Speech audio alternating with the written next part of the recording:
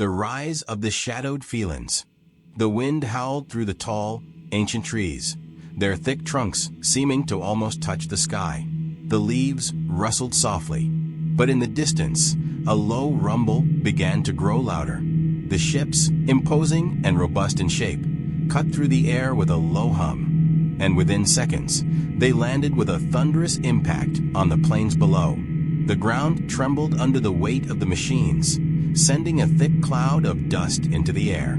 The hatches of the ships opened with a metallic snap, echoing through the valley, resonating like an announcement of something grand, but threatening. The Gracati disembarked in flawless formation, their synchronization perfect, as if they were a single unit of war.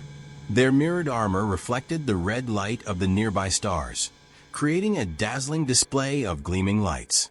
They were enormous felines, with thick, muscular fur, known throughout the universe as unbeatable soldiers, created to subjugate worlds with their strength and skill.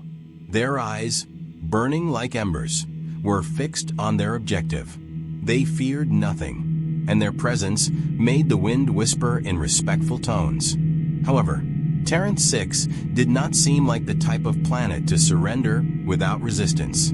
Its forests were dense, impenetrable even to the keen senses of the Gracati. The distant mountains, tall and volcanic, seemed to hold ancient secrets, and the lakes of black water reflected an oppressive sky, as if the planet itself were alive. A deep, unsettling silence enveloped everything, a silence that did not feel like the usual on other worlds, but something almost supernatural. The atmosphere carried a sense of being watched, but by whom or what, no one knew. The commander of the Gracati, a tall and imposing feline named Kalur, surveyed the horizon with distrust. His sensors were working normally, but strangely, they did not detect any signs of intelligent life. This, however, did not cause them to retreat. They were used to dominating worlds in various and complex ways. According to the calculations of their strategists, Taranth VI would be just another easy victory. They set up camp quickly and precisely.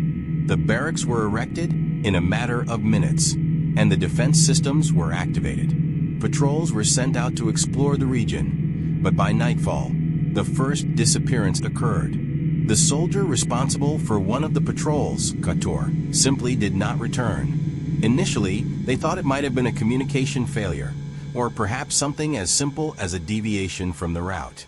But when the second, then the third disappearance occurred, a sense of discomfort spread through the ranks. Commander Kalur gathered his officers and ordered an immediate reinforcement of the patrols.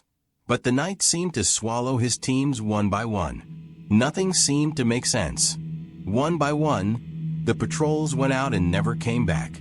A single whisper cut through the air every now and then, something so soft that most didn't notice, but it made Kalur's fur stand on end. In the midst of the chaos, the worst happened. General Kor, a veteran of many battles, was found in the center of the camp. His eyes were wide in horror, and his claws were dug into his own chest, as if he had attacked himself in a moment of desperation. Panic spread quickly among the troops. For a seasoned commander like Kalur, the death of the general was a heavy blow, but the real unease followed when the wind brought an inaudible message, yet one filled with a sense of impending death. In an effort to restore order, the Gracati reinforced the defenses. They built new barricades, activated all available patrol drones, but nothing they did had any effect. Something was still watching them. The shadows between the trees began to move, small flashes of movement too quick to target. When the soldiers fired, their shots hit only empty space. There were no visible enemies, but the fear of an invisible presence lingered in the air.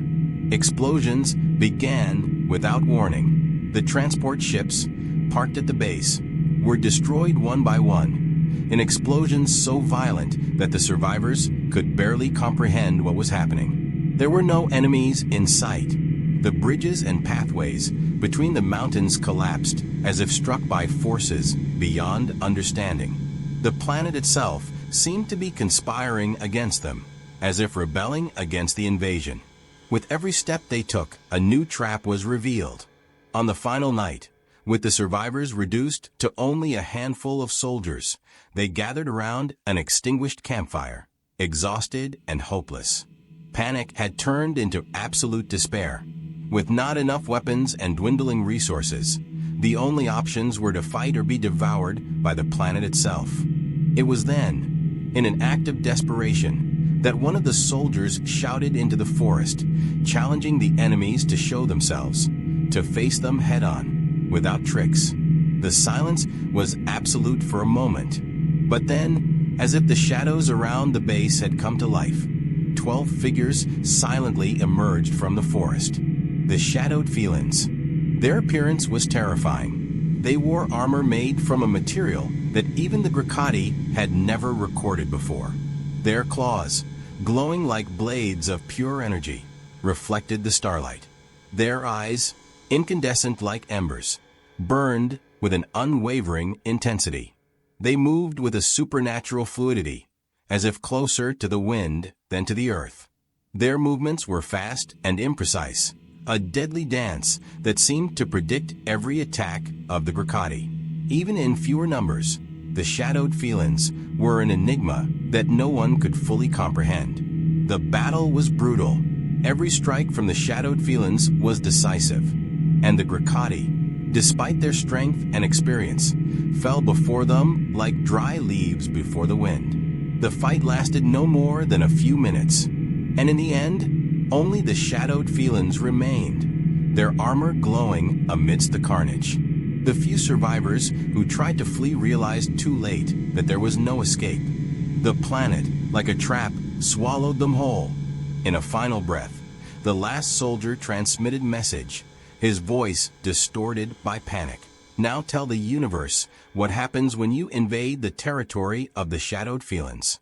The transmission was interrupted by static, and then silence returned to the planet. No one ever dared to return to Taranth VI.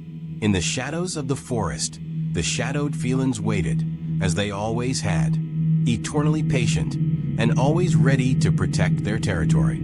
If you were as impressed as we were with the story of the Shadowed Felins and the fate of the invaders, make sure to subscribe to the channel and turn on notifications so you don't miss the next adventures. Comment below what you thought of this story, and share it with your friends who love mystery and action. And remember, in the universe, there's always something waiting in the shadows. See you in the next video.